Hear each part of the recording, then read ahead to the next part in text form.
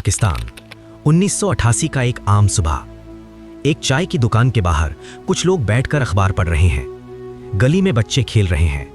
मस्जिद से अजान की आवाज गूंज रही है। यह दृश्य बिल्कुल सामान्य है, जैसे हर रोज होता है। लेकिन उस चाय की दुकान पर बैठा एक शख्स बिल्कुल सामान्य नहीं है। उसके कपड़े पाकिस्तानी हैं, उसकी उर्दू बेदाग है, उसके तौर तरीके, उसका रहन सहन, उसकी नमाज, उसकी पहचान, सब कुछ पाकिस्तानी है। लेकिन उस आदमी का असली नाम है अजीत कुमार डोभाल, और वो आदमी भारत का जासूस है, आईएसआई के घर में, पाकिस्तान की धरती पर। और वो पिछले कई सालों से वहां बैठा है, बिना पकड़े, बिना किसी को शक हुए। ये कहानी है उस इंसान की जिसने अपनी पहचान मिटाई, अपना नाम बदला, अपनी जिंदगी दांव पर लगाई, और वो सब किया जो शायद हम में से कोई सोच भी नहीं सकता। ये है अजीत डोभाल की असली कहानी। 20 जनवरी 1945 उत्तराखंड के पौड़ी गढ़वाल के एक छोटे से गांव में एक बच्चे का जन्म हुआ। पिता एक आर्मी ऑफिसर थे। घर में देशभक्ति की भावना बचपन से ही घुट्टी में पिलाई गई थी। अजीत डोभाल पढ़ाई में तेज थे। आगरा यूनिवर्सिटी से अर्थशास्त्र में डिग्री ली और फिर 1968 में उन्होंने आईपीएस यानी इंडियन पुलिस सर्विस का एग्जाम पास किया। केरल कैडर मिला, लेकिन किस्मत उन्हें पुलिस की वर्दी में नहीं बल्कि इंटेलिजेंस की गलियों में ले जाने वाली थी।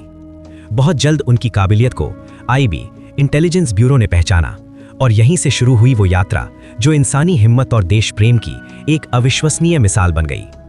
1970 का दशक, पूर्वोत्तर भारत जल रहा था। मिजोरम में एमएनएफ यानी मिजो नेशनल फ्रंट के उग्रवादी हिंसा फैला रहे थे। देश से अलग होने की मांग थी, बंदूकें थीं, खून था, डर था। सरकार को एक ऐसे आदमी की जरूरत थी जो इस आग में घुसकर सुलह करा सके। डोभाल को भेजा गया।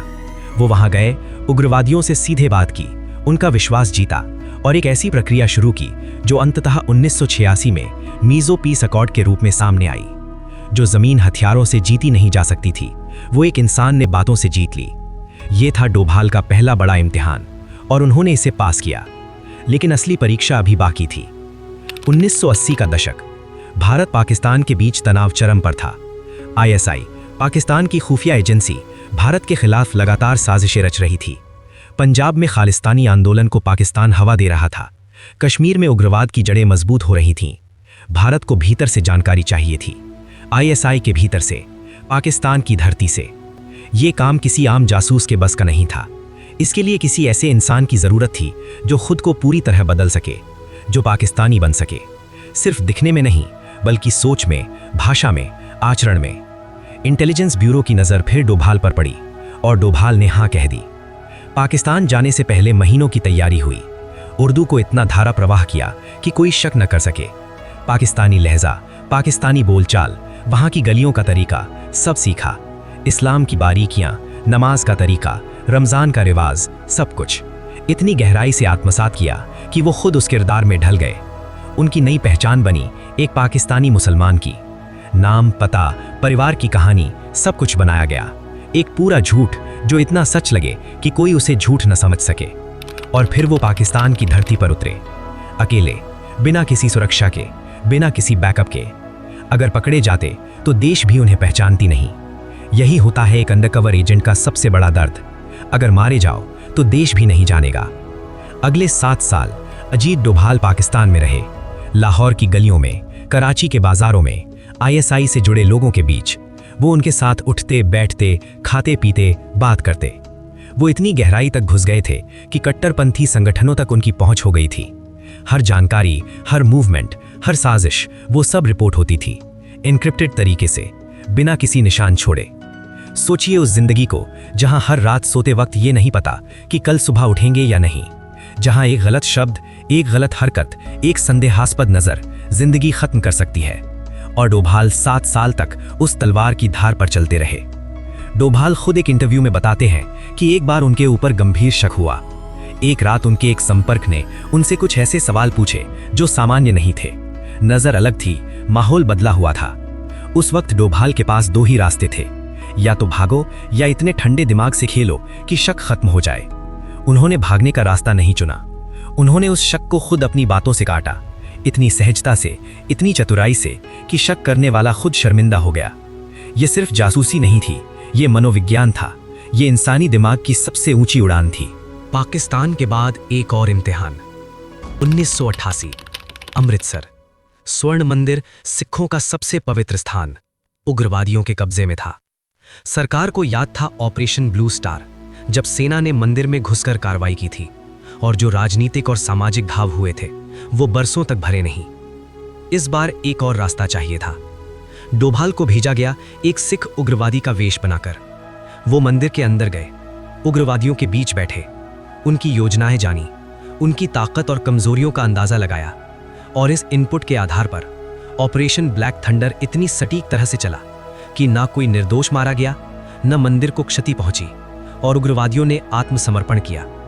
देश ने राहत की सांस ली, लेकिन उस सफलता के पीछे का नाम कोई नहीं जानता था।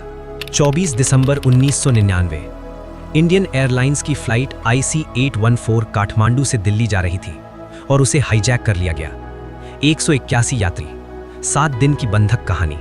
अफगानिस्तान के कंधार में वो विमान खड़ा था, तालिबान की छत्रछाया में, पाकिस्तान समर्थित आतंकियों के हाथ में। पूरा भारत डरा हुआ था, हर घर में टीवी चल रहा था, माएं रो रही थीं, सरकार पर दबाव था। ऐसे में कंधार पहुंचे अजीत डोभाल। वो नेगोशिएटर के रूप में वहां गए, लेकिन जो काम उन्होंने किया वो किसी पाठ्यक्रम में नहीं पढ़ाया जाता। उन्होंने आतंकियों से बात की, उनके मनोविज्ञान को समझा, समय को खींचा, यात्रियों की जान बचाने के लिए हर संभव दांव खेला। अंततः 181 यात्री जिंदा घर वापस आए। हाँ, एक दर्दनाक समझौता हुआ, 3 आतंकियों को छोड़ना पड़ा। ये एक कड़वा सत्य है, लेकिन उस परिस्थिति में जितनी जानें बचाई जा सकती थीं वो बचाई गईं। डोभाल वापस आए, चुपचाप, बिना किसी प्रेस कॉन्फ्रेंस के।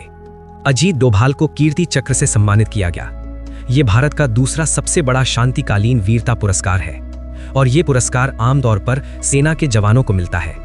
किसी IPS अधिकारी को यह पुरस्कार मिलना खुद में एक असाधारण बात थी, लेकिन उस वक्त मीडिया में यह खबर कहां थी, कोई नहीं जानता था, क्योंकि जिस काम के लिए यह पुरस्कार मिला था वो काम खुद ही एक राज था। 2004 में डोभाल IB यानी इंटेलिजेंस ब्यूरो के डायरेक्टर बने, और फिर 2014 में जब नरेंद्र मोदी प्रधानमंत्री बने तो उन्होंने अजीत डोभाल को भारत का राष्ट्रीय सुरक्षा सलाहकार NSA नियुक्त किया। ये पद उतना ही संवेदनशील है जितना खुद देश की सुरक्षा, और डोभाल ने इस पद पर भी अपनी छाप छोड़ी। 2016 में उरी हमले के बाद हुई सर्जिकल स्ट्राइक, जिसमें भारतीय सेना ने सीमा पार जाकर आतंकी ठिकानों को तबाह किया, उसकी पूरी रणनीति के पीछे डोभाल का दिमाग था। 2019 में बालाकोट एयर स्ट्राइक, जब IAF ने पाकिस्तान के अंदर घुसकर जैश-ए-मोहम्मद के कैंप पर बमबारी की, उसमें भी डोभाल की भूमिका केंद्रीय मानी जाती है। और 2019 में ही अनुच्छेद 370 की समाप्ति, जब कश्मीर को विशेष दर्जा देने वाला वो संवैधानिक प्रावधान हटाया गया और पूरी कश्मीर घाटी में स्थिति को शांत रखा गया, वो भी एक बड़ी इंटेलिजेंस चुनौती थी जिसे डोभाल ने संभाला। अजीत डोभाल के बारे में एक बात जो सबसे ज्यादा हैरान करती है वो ये है कि वो छाया में रहना पसंद करते हैं। जब देश जश्न मनाता है वो चुप रहते हैं, जब मीडिया नाम ढूंढता है वो कहीं नहीं होते, जब इतिहास लिखा जाता है तो वो उसके पन्नों पर नहीं, पर्दे के पीछे होते हैं। एक बार एक साक्षात्कार में उनसे पूछा गया कि 7 साल पाकिस्तान में रहते हुए क्या कभी डर लगा? डोभाल ने मुस्कुराते हुए कहा था, डर तो लगता था, लेकिन देश की जरूरत डर से बड़ी थी। ये एक वाक्य लाखों शब्दों से भारी है। आज जब हम अपने आरामदायक घरों में बैठे हैं, जब हम रात को बेखौफ सोते हैं, जब हम अपने बच्चों को स्कूल भेजते हैं बिना किसी डर के, तो ये सब इसलिए संभव है क्योंकि कहीं ना कहीं कोई ना कोई अपनी पहचान, अपना परिवार, अपनी जिंदगी दांव पर लगाए हुए हैं। अजीत डोभाल उन चंद लोगों में से हैं जिनकी कहानी हम जान पाए, लेकिन ऐसे कितने डोभाल हैं जिनके नाम हम कभी नहीं जानेंगे, जो किसी अनजान देश की किसी अनजान जेल में सड़ गए, जिनकी कब्र भी नहीं बनी। ये सोचकर रूह कांप जाती है।